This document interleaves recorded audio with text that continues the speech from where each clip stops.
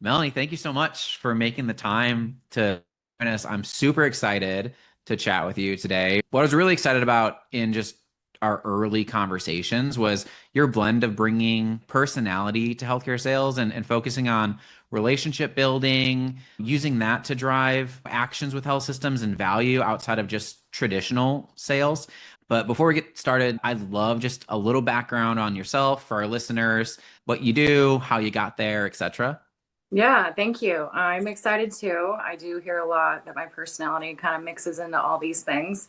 So I started my healthcare journey and career about 15 years ago, maybe 16 in a few more months, in like this administrative role where I was kind of supporting contracting and channel partnerships for a healthcare manufacturer. And then over the years, obviously, I've pivoted and done a lot of different roles, but I've taken on more strategic positions. And today I am a national accounts manager that supports one of the largest GPOs in the space.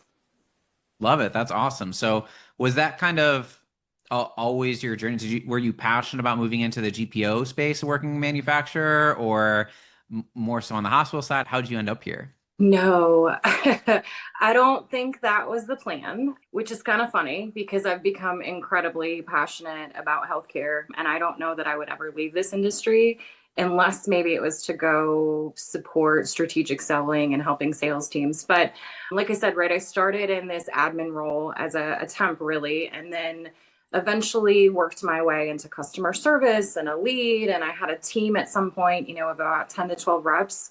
And for a while, I thought that I was going to become a director of customer service. Like that's what I wanted to do. That's why I went back to school.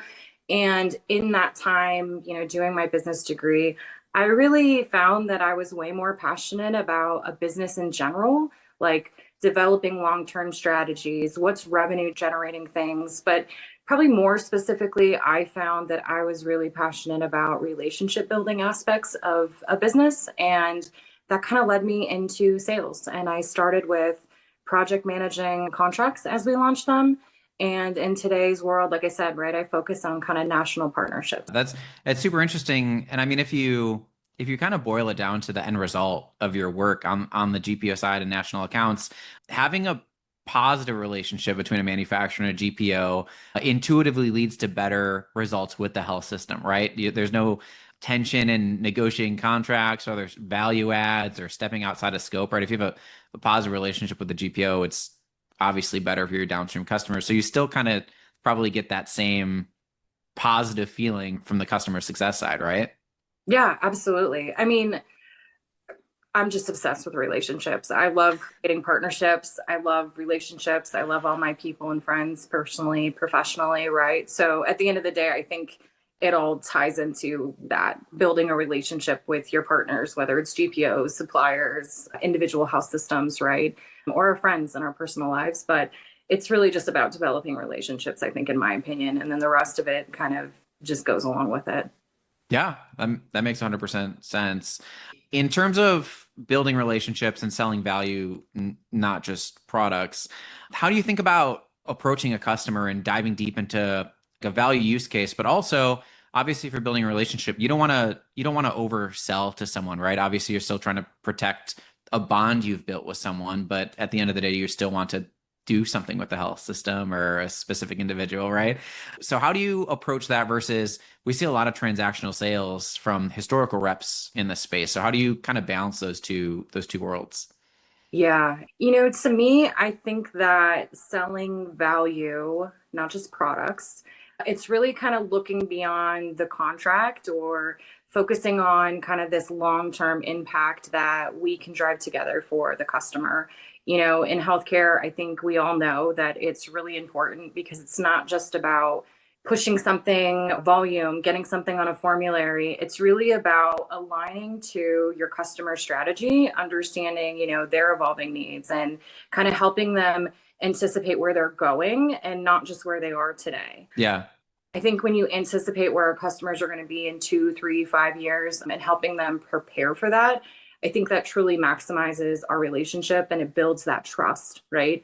And that's the kind of value that I try to strive and bring to customers and instill in all the people that I work with that support providers today. I love that. I mean, I think you see a lot, at least I see a lot of reps get discouraged if someone's not part of like a capital strategy for a year, things get pushed and so on. But if you're taking your approach, where even if there's not a purchase happening in that year, because you're building a relationship and helping probably build multi-year strategies or think about the long-term effects of a customer, even if there's not revenue generated in that first year, you're still setting yourself up for longer term success versus people that are kind of chasing that short-term commission or however you want to think about it, right? Yeah, I mean, healthcare, it's not known. It's slow. There's a lot of industry talk about their supply chain and how it's maybe not aligned to some of the other supply chains that you see in different industries. Like it's just slow. I mean, there's a lot of things going on and something might not be immediate and it might take 2, 3 years to really, I guess, get the fruits of that labor. But it's more about creating that partnership, right? And those are the relationships that last. And your sale ultimately ends up happening and then you continue that partnership for years and maybe decades to come. Super aligned in terms of building a strategy, thinking about hospitals holistically and kind of long-term value. But I think a lot of reps, even if they want to do that, they still struggle with being able to build that relationship. There's a ton of noise that hospitals have to fight through every day, whether that's the LinkedIn in mails, automation through LinkedIn, phone calls, emails, sitting at a reverse booth at a conference for 4 hours and getting approached by 110 people. And obviously, you're able to break through some of that noise and kind of build a relationship, obviously, just with who you are as a person. But how do you think vendors can better break through that to get to the point where you're at with some of these health systems and GPOs of getting to a point where you can have those strategic conversations and just build a general human connection? Yeah, funny. I like to call the reverse trade shows speed dating. And Fair. that's what I'll say every time I talk to them because that's kind of what it's like, right? Not that I've done that, but hospitals are drowning in noise. Like you said, right? You got emails, you got calls, you got LinkedIn messages all over the place. So I think if you're just showing up to pitch a product, you're pretty easy to ignore, right? If you're reaching out of, hey, I'm so and so, I'm new to your account.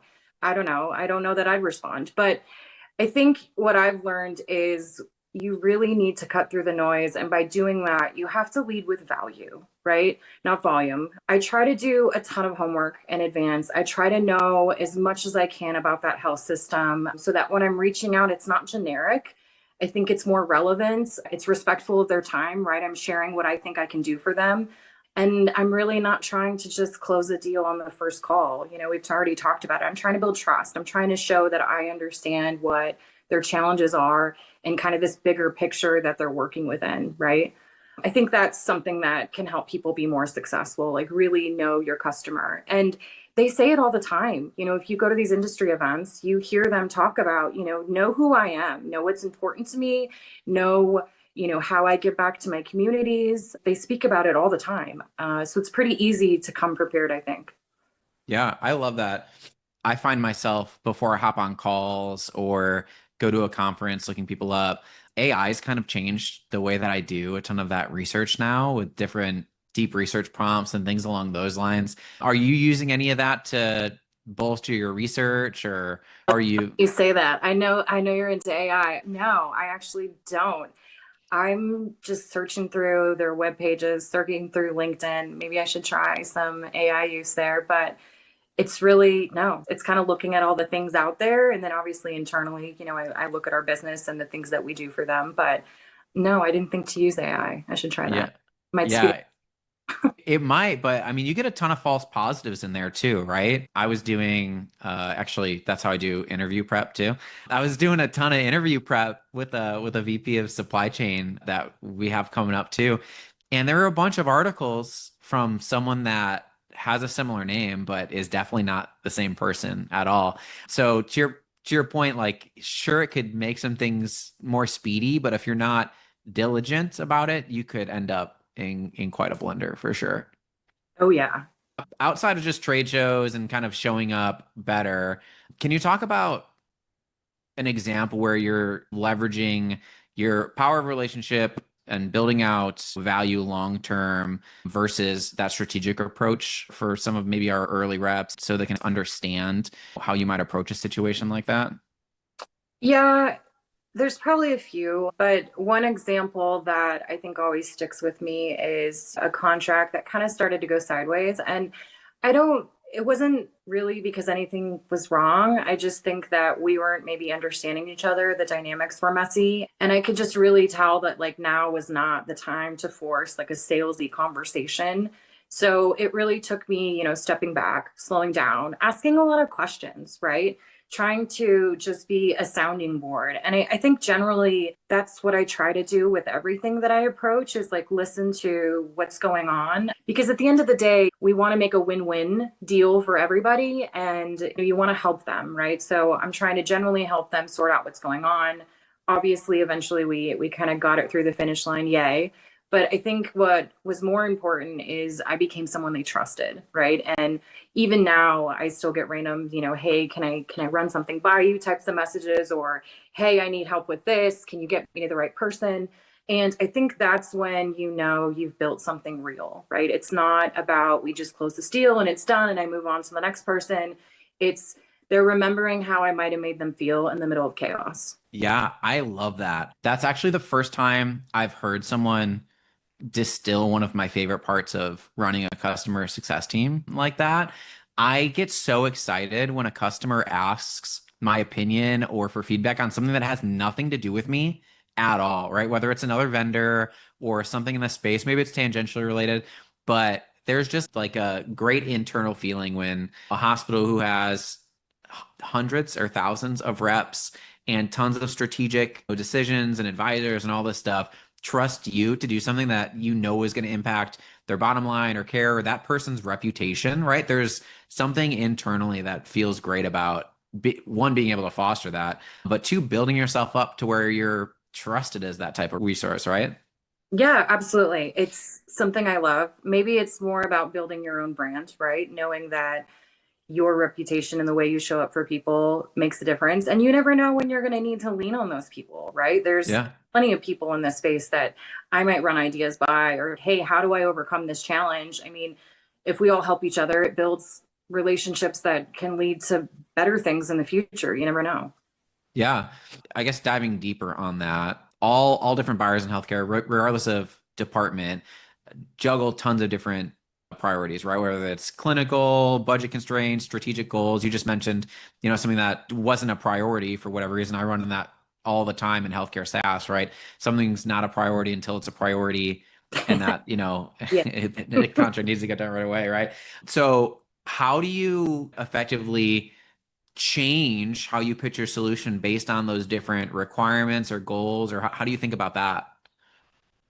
I think there's always going to be competing priorities, right? Everybody right now, tariffs are a big concern. That's something that everybody's focused on. Or maybe in the pandemic, it was resource and supply, clinical outcomes, cost savings, whatever you name it, right?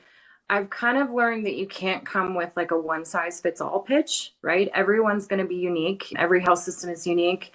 And what I try to just understand instead is what's the full picture, right? What matters to them right now? Like I said earlier, what matters in the future? Is it hitting cost savings targets? Is it that clinical workflow part?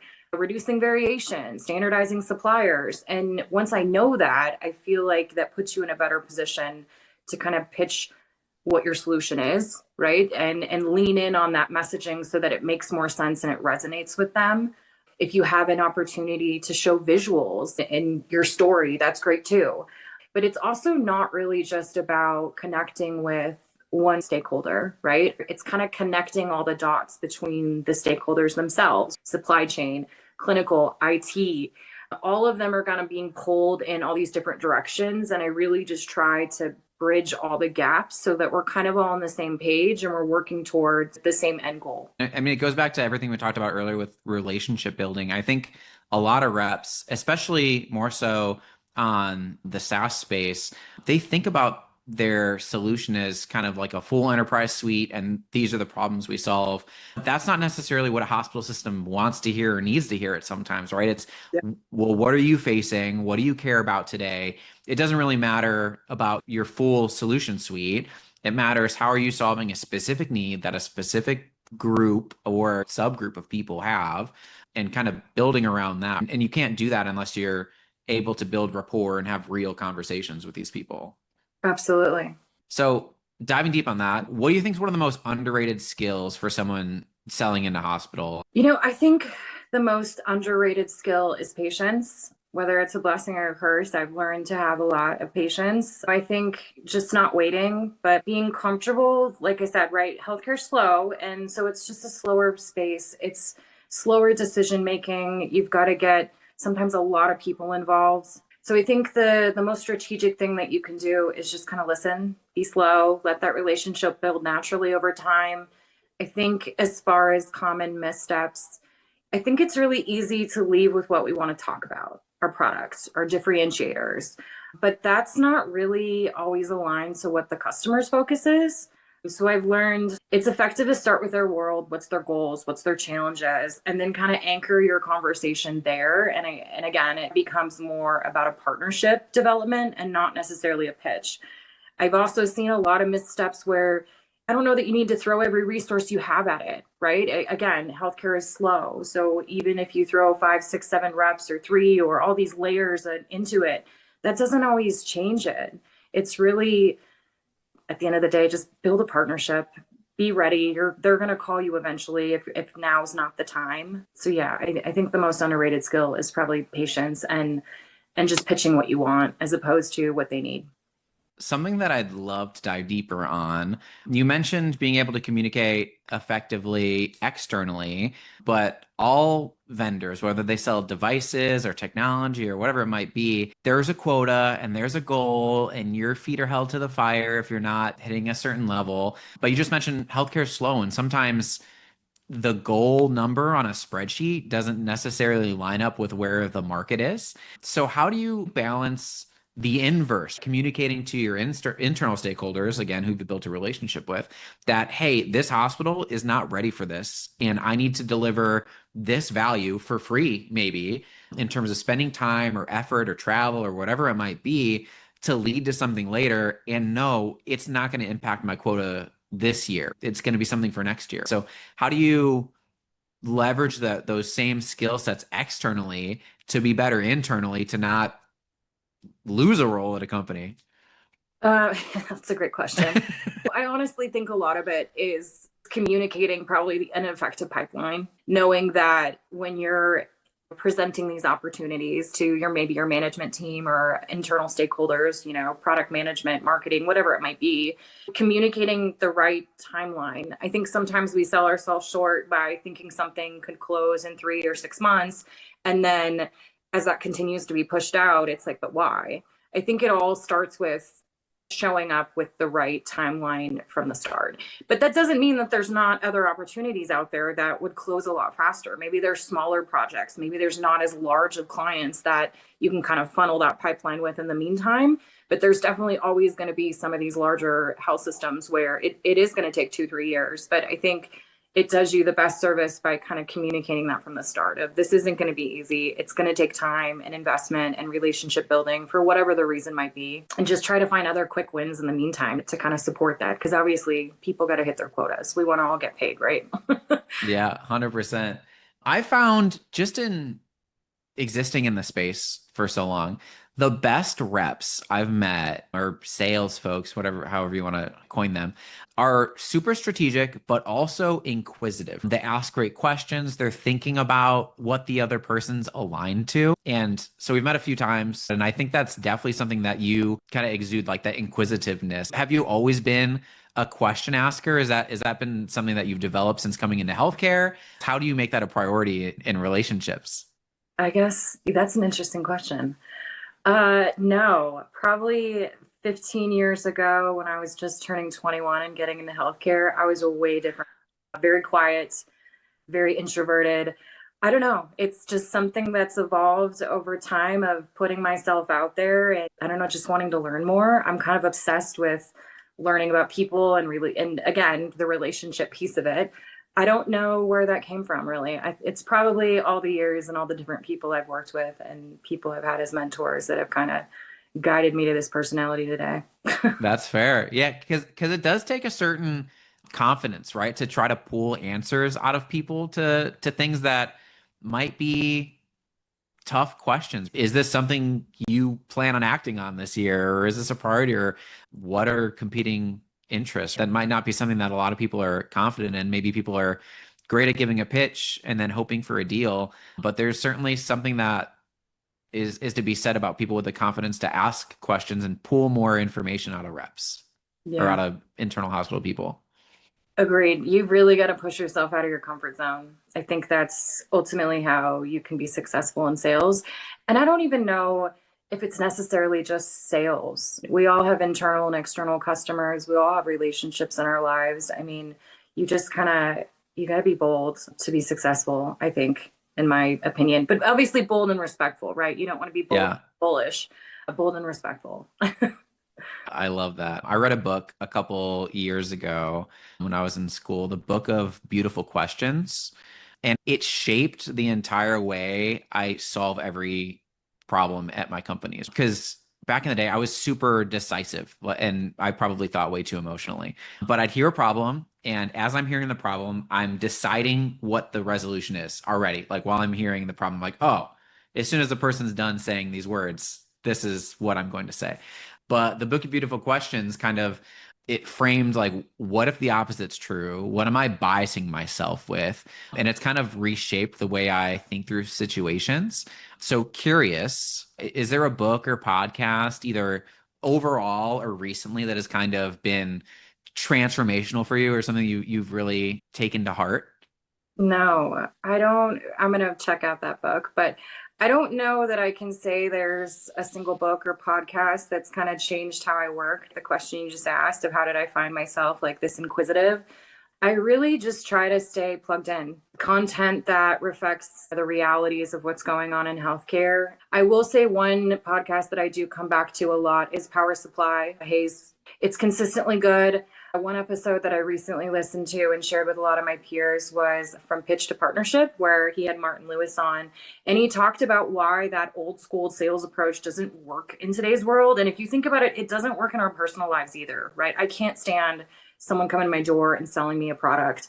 But it talks about what we're talking about, right? Building actual partnerships, not just pushing products, which is kind of aligned to how I think and work. There's a lot of other content, right? The Journal of Healthcare Contracting with John Pritchard and his team. I always recommend that to people in our space. You know, it's full of insights from people that are really doing the work, right? Whether it's supply chain, the GPO angle, contracting leaders. I think that if you're in healthcare sales, it's just important to understand what all of the different stakeholders are dealing with and know how that fits into your own solution. And I think that ultimately is what helps you show up differently. I love that you shouted out Hayes. Hayes and the team over there were certainly part of the inspiration behind Canopy. I think just the social media aspect of people pushing kind of their own reputation through Hayes and that ecosystem that he's built, I think is super interesting and certainly something we admire here at Canopy and kind of want to replicate in some fashion. So couple rapid fire questions for you. What's your secret weapon? So what's your unusual tactic for connecting quickly with people or new stakeholders? What makes Melanie when going to a hospital system or someone new? It's funny. I feel like we kind of touched on it, but honestly, it's just showing up with curiosity and respect. I'm not trying to impress anyone. I really want to understand them. I ask a lot of questions. I try to really listen and meet people where they are. I mean, I say that all the time, even in my personal life, whether they're clinical, financial, operational, you know, they all have different pressures. And I think when you really take the time to listen to them, it builds that trust. And naturally, you're probably going to find a way where you have common similarities of things outside of the workplace, right? But I try to also bring my personality to a bit of the conversation. I think people remember how you made them feel, not necessarily what you said. And I think that's where the connection really starts too. What's a lesson you've learned recently from losing a deal or not recently because you're crushing it out there? But from losing a deal, what are some things you think reps should be thinking about or asking themselves or some of your takeaways from something that just didn't go right? I think sometimes it's just not the right time. That's a big one. Or it's also just not knowing your story. You really kind of need to understand the story of what you're selling, knowing your elevator pitch. So maybe that's probably the lessons is some of those scenarios. Maybe we weren't as prepared with knowing what our value was or how to communicate that to a provider. But most of the time it's really just it's not the right time. And again, leans in on that patience and knowing that ultimately it's going to turn around or, they'll be there, we'll be there when they're ready. Yeah, love that. Speaking of communicating to a provider, I know you laughed at this when you read it when I suggested asking this question, but if you could put a billboard outside every hospital system and communicate to every hospital system, what would you say to them? I think honestly, I would just say, do you need a hug? I have a lot of friends that work in the healthcare space in all different capacities. It's just tough. It's really tough, whether they're on the clinician side and they're dealing with patients or whether they're, in the behind the scenes navigating contracts and products and supply chain shortages or whatever it might be. I think I would just say, do you need a hug? Yeah. So I love that coming from the empathetic perspective because a lot of times people are just thinking about the specific problem that a hospital system has as it relates to what they do. So for me, you could argue, oh, supply chain, capital budgeting, but Yeah. that's 4% of their day, right? There's other meetings, other priorities, internal stuff that they have going on, external stuff. And I think that a lot of vendors could benefit from taking a step back and thinking about of a hospital executive or care provider, any of those personas of their day, what percentage is likely the problem that you're trying to solve in relation to everything else they have going on? If you could pick any fictional character as your sales coach, who would you choose and why? I would have to go with Leslie Knope from Parks and Rec, just because I feel like she's just relentlessly prepared, passionate. She leads with the heart. And that's really what I try to do.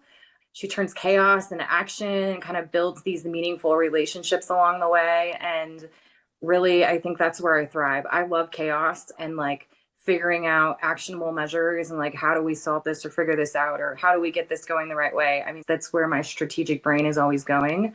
And she's, yeah, overly prepared. I feel like it's pretty on brand. Both of us would probably work really well together. I fall asleep to Parks and Rec most nights. I guess bonus question for the audience, what's your favorite Parks and Rec episode or grouping of episodes? Because they do a pretty good job, I think, of like creating little segments of stories. That is a tough one because while I know her character and I've watched the shows, I don't know it as well as you do. I think there's one like about a birthday episode. Yeah. All the singing. Yeah, probably that episode is one of my favorite ones. I was a big Yeah. and The Office. I love The Office. Love Michael Scott. I love The Office. I actually saw Todd Packer do an Office trivia night, or the guy who plays Todd Packer, his name is Todd Packer. And it was amazing. He's in a bunch of different movies too that I didn't even relate because I was like, oh, that's Todd Packer. Super good. And actually, what you mentioned is something that I feel like for a little bit in my career, I had in Leslie Knope's birthday episode or Jerry's birthday episode, I think that you're talking about with Yeah, Leslie yeah, Knope. yeah. I had a similar problem to where I was so locked in. This is when I was at Atania. I was so locked in with everything business oriented, like when Leslie was running for office and still working in the Parks and Rec department, where she forgot Jerry's birthday. And like the thing that made Leslie so unique is like how deeply she cares for people and balances that with work. And like everyone realized, or she mostly realized in that moment that she forgot Jerry's birthday, which is not something Leslie Knope would ever do, Yeah, ever. She would never forget someone's birthday. And that was like a shift for her in like balance, like figuring out how to balance more work things and delegate better, which is also totally not original Leslie Knope either. yeah, So I weirdly relate to the episode you mentioned because I had that for a little bit where I was like losing that human focus and kind of, I guess, realigned myself to the things I guess that mattered to me at yeah. work. Kind of balance it all out for sure. Yeah. So, two last questions before we kind of with the interview for the audience. But what's final advice or call to action you'd give to sales professionals who are either early in their journey or looking to kind of take the next level? You've got an incredible story of going from intern and CS and kind of, that smaller scope of now managing very large contracts and doing tons of strategic things. How would you say someone could best prep themselves or set themselves up to get to that higher level inside an organization? Yeah, I think my best advice would be get a mentor, and maybe not one, maybe multiple. I know Mickey touched on that. I don't know that you can necessarily Google your way out of it. Healthcare is complicated, and I don't even know if it's specific to healthcare. I think it's sales in general. I've been really lucky to learn a lot from former leaders, bosses, colleagues, industry friends, all of people that I still talk and connect with today. I still use them in different capacities to mentor me even now, but they are the ones that really help me build confidence and perspective, and I'd also say know your pitch, right? I talked on that earlier. I think people downplay it just like it's a sales script, but having a clear way to communicate your value or what it is that you do, whether that's professionally or personally, I think is really huge. Whether you're in an elevator or at a barbecue, like you should be able to explain what you do and why it matters. And I think mentorship and pushing myself out of that comfort zone and really trying to be bold is really what's kind of shaped me and that messaging. And I would encourage others to do the same. Yeah. So I love thinking about your pitch from a personal perspective, right? If you're at a barbecue and someone asks, what do you do? No one wants to sit for 2 minutes while you explain you work for this company and this company sells or solves X problems for this hospital system, right? But like, what is that distilled so anyone could understand the value you bring to the world and why it's relevant? I think is something that not a lot of people focus on the personal pitch, right? Of simplifying it to a general sense. So I love that.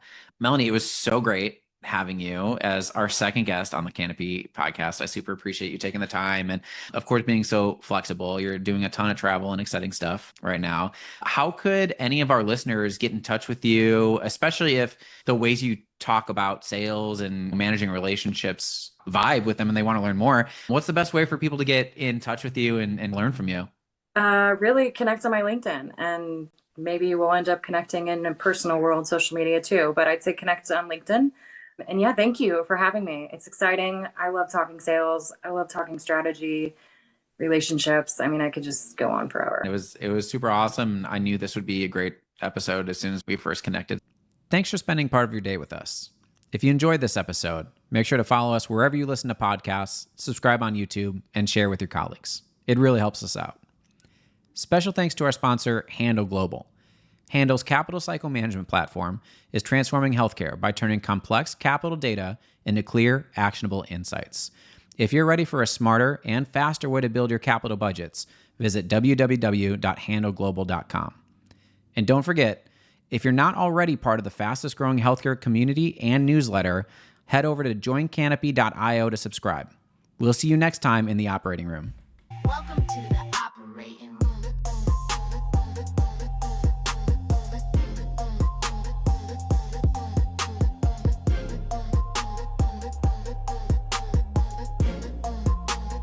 Welcome to the operating room.